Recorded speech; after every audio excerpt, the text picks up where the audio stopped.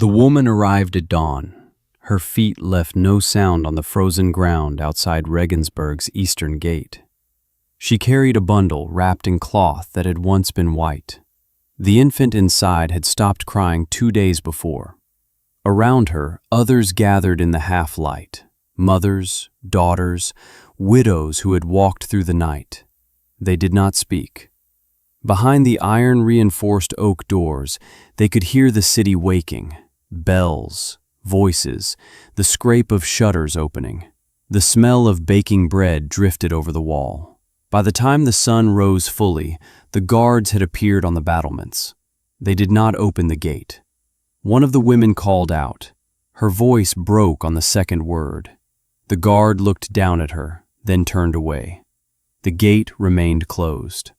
This was February 1317, and across Europe, the old arrangements were being rewritten.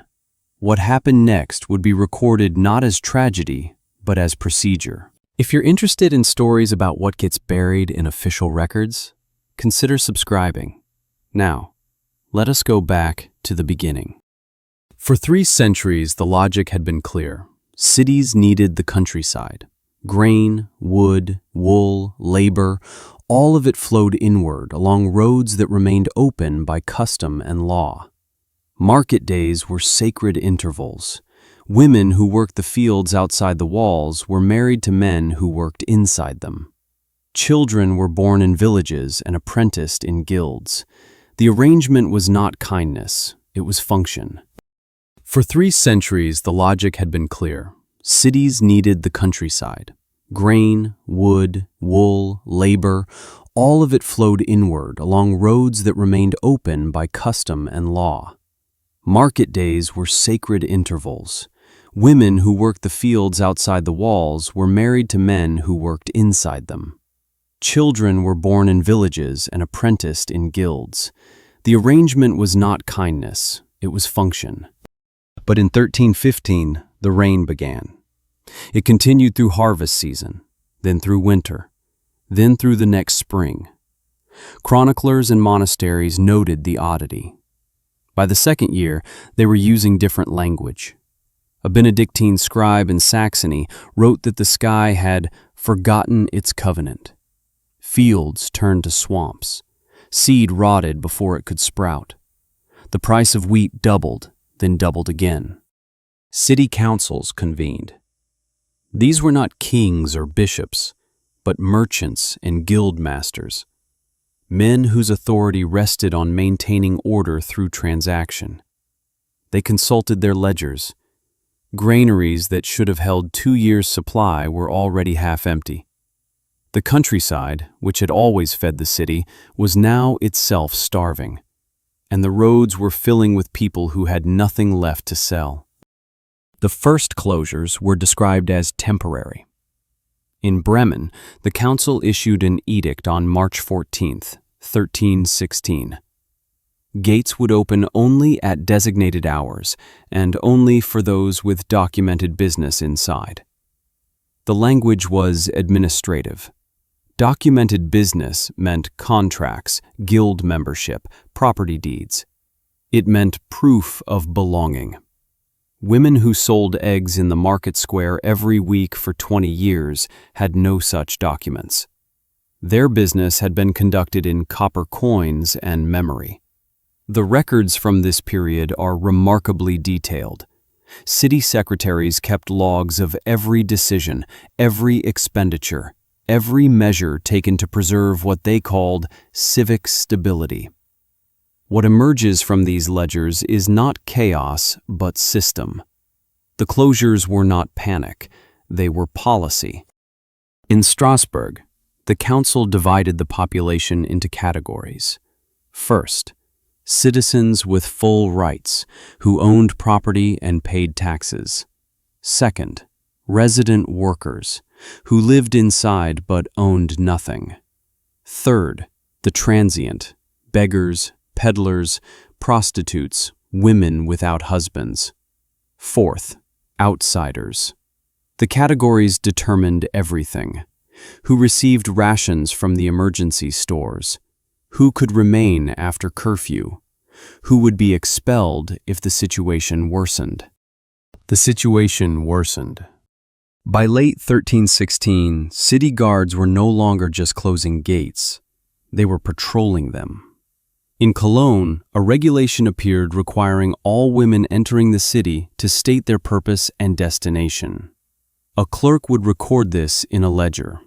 If a woman could not provide a satisfactory answer, if she admitted she was simply hungry, simply looking for work, simply trying to reach a sister she thought might take her in, the clerk would write, "Denied entry," next to her description. Hair color, approximate age, condition of dress. Some ledgers included the notation, "with child." What happened to these women is harder to trace. The records document refusal, not aftermath. But other sources offer fragments. A letter from a parish priest in the countryside outside Lübeck mentions women and children gathered at the walls with no shelter. Another priest, writing to his bishop, describes finding bodies in the forest, the starved who came seeking the city and were turned away. The bishop's reply has survived. It instructs the priest to bury them quietly and avoid unnecessary alarm among the faithful. Inside the walls, a different kind of documentation was accumulating. Household inventories, guild rolls, tax assessments. The machinery of civic record-keeping had always existed, but now it was being weaponized. To receive a ration card, you needed proof of residency. Proof meant a landlord's signature or a guild master's seal. Women whose husbands had died, whose fathers had been weavers or dyers without property, found themselves in a category the records called unattached. The word appears again and again in municipal archives from this period. Unattached. It did not mean alone, it meant unverifiable.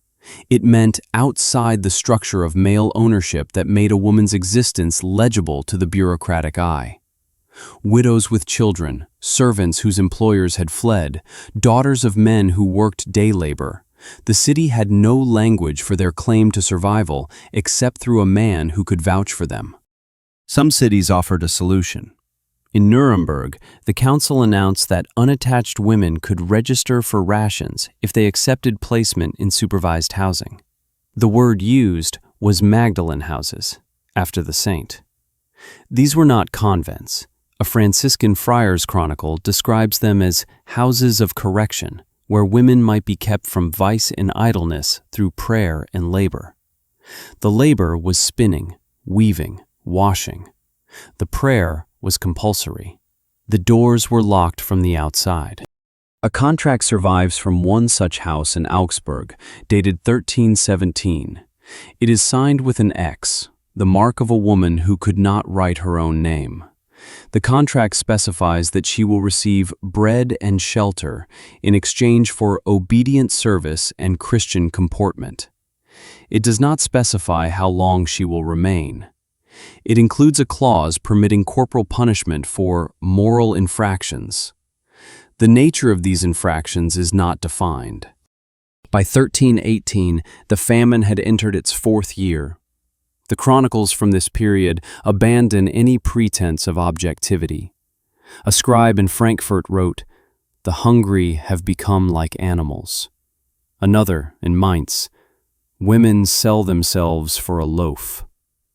These were not neutral observations, they were justifications. Because what was happening now required justification. In multiple cities, councils voted to expel entire categories of people. Not just outsiders, but residents who could not prove economic utility. The sick, the elderly, unmarried women with children. The language of these expulsion orders is striking in its precision. A decree from Lübeck identifies women of disorderly life as subject to removal. Disorderly is not defined, but the application was clear. Women without male protection. Women who had resorted to begging. Women whose children had no recorded fathers. The execution of these orders was recorded with the same bureaucratic care as everything else. In Rostock, guards escorted groups of expelled women to the city limits every Sunday after Mass.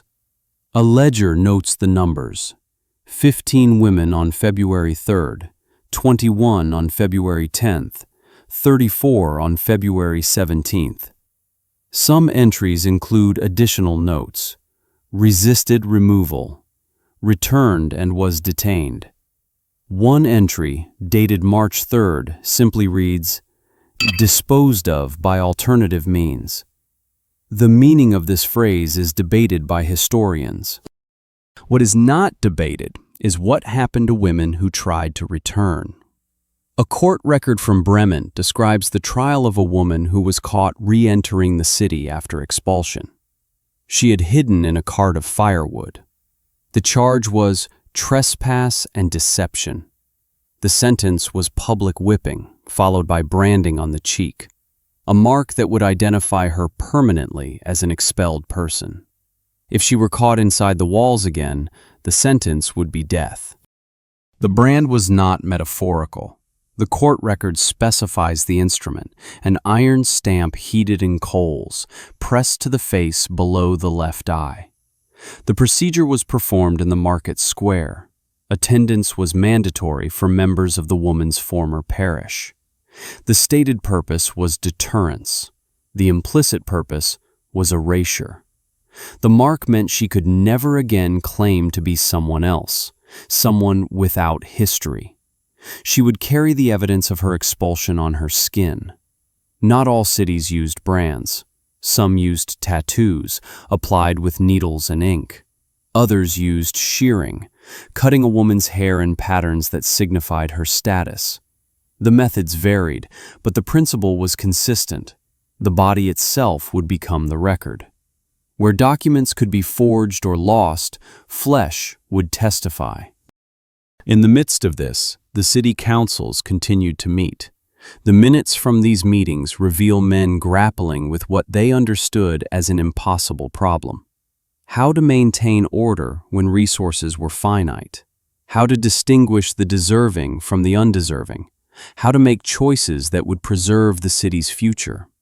They spoke of pragmatism, of necessity, of the common good. A particularly detailed account comes from the Nuremberg City Council minutes of August 13, 18. A councilman named Heinrich Paumgartner proposed expanding the expulsion orders to include all women without a man's name attached to them in the tax rolls. Another councilman objected, not on moral grounds, but on economic ones. These women performed labor that citizens preferred not to do: washing, hauling, burying the dead. The debate continued for several sessions. The final decision was recorded as a compromise. Women could remain if they accepted formal indenture to a household. The term of service was unspecified. The contract was unbreakable. This is the point in the narrative where the horror stops being abstract. Because what was being created here was not merely exclusion. It was a system in which survival required submission to complete dependency. A woman could stay inside the walls, could access the rations, could avoid the brand or the expulsion or the locked Magdalene house, but only by surrendering any claim to autonomy. The city offered food and shelter in exchange for ownership. The records show how thoroughly this was enforced. In multiple cities, women who entered these indenture contracts were renamed, not legally, but in practice. The household ledgers list them not by their own names, but by their function: the washing woman, the kitchen woman, the second maid. When they died, and the mortality records from this period are devastating, they were buried in parish registers under these functional titles. Their given names disappeared. Some women resisted. The evidence for this is fragmentary but unmistakable. In Cologne, a group of women broke into a grain warehouse in April 1318. They did not steal the grain, they destroyed it, throwing sacks into the river. The city's response was swift. All 7 women were arrested. The trial lasted less than a day. They were sentenced to death by drowning, a deliberately chosen method meant to mirror their crime. A chronicle notes that the execution was attended by a great crowd who watched in silence. That silence is important, because what these records reveal, beneath all the administrative language and legal precision, is a society watching itself commit atrocity and choosing to call it order. The councils were not secret cabals. Their meetings were public. The expulsion orders were posted in marketplaces. The brandings and whippings and drownings were performed before audiences. Everyone knew. The machinery of exclusion operated in daylight, and no one stopped it. By 1319, the famine was beginning to ease. Harvests improved. Trade routes reopened. The crisis, as the chronicles would later describe it, had passed. Cities began dismantling the emergency measures. Gates reopened. Ration cards were discontinued. The Magdalene houses remained, but now they were described as charitable institutions, homes for wayward women who needed guidance. The indenture contracts remained in force. What did not remain was memory. The official city chronicles, written after the crisis, make almost no mention of the expulsions, the brandings, the categorization of women into deserving and disposable. A history of Strasbourg, written in 1340, describes the famine as a time when the city fathers acted with wisdom and firmness to preserve the common welfare. The specifics of that firmness are not elaborated. But other documents survived. Personal letters, parish records, account books that listed expenses for the removal of undesirables and the maintenance of public decency. Archaeological excavations outside medieval city walls have uncovered mass graves dating to this period, bodies buried without ceremony, without markers, in soil that suggests rapid interment. Forensic analysis shows many were women. Many had given birth shortly before death. In the margins of a tax ledger from Regensburg, someone, a clerk perhaps, working late, wrote a single sentence in Latin. Hoc facimus quia possumus. We do this because we can. The handwriting is neat, controlled. It appears between two entries recording the collection of fees from butchers. There is no context, no explanation, just the statement, and then the ledger continues.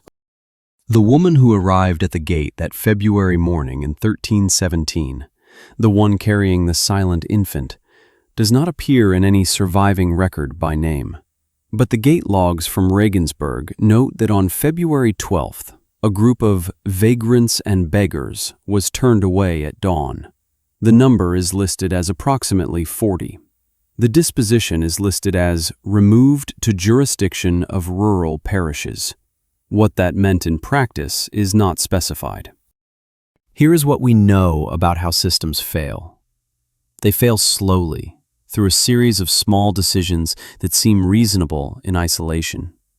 They fail through categorization, through bureaucratic language that makes cruelty sound like procedure. They fail when survival becomes a privilege that must be earned according to criteria defined by those who already have power. The medieval city councils were not monsters. They were men managing scarcity through rules and records, telling themselves they were preserving civilization. In doing so, they built a machine that sorted human beings into worthy and disposable, that marked women's bodies when documents were insufficient, that locked gates against mothers carrying dead children. The machine worked because everyone operating it could say they were just following the rules. The guard followed orders. The clerk followed the categorization system. The councilman followed the logic of scarcity. The crowd followed the law. No single person bore responsibility. This is not a story about the past. The impulse to build walls when resources grow scarce, this is not medieval. The instinct to create categories of deserving and undeserving, to demand documentation of worthiness, to make survival conditional on submission, these are not relics. They are choices. They are always choices. The gates of Regensburg still stand. They are a tourist site now, preserved as an example of medieval engineering. The iron reinforcements are original. The oak has been replaced, but the design is authentic. Visitors can walk through them, can touch the stone where guards once stood. There is no plaque mentioning the women who were turned away. The official history of the city describes the famine years as a time of hardship, navigated through the wisdom of civic leadership. In the city archive, the ledgers remain. They are kept in climate-controlled storage now, protected as cultural heritage. Researchers can request access. The pages are fragile, the ink faded but legible. The lists of names, the categories, the notations of removal and disposal. The proof is there. It has always been there. What is not there are the voices of the women who stood outside the gates. Their testimony was not recorded. Their names were not preserved. The system did not require their perspective. It only required their disappearance. But erasure is also documentation. Every blank space in the record is a choice someone made about whose existence mattered enough to document.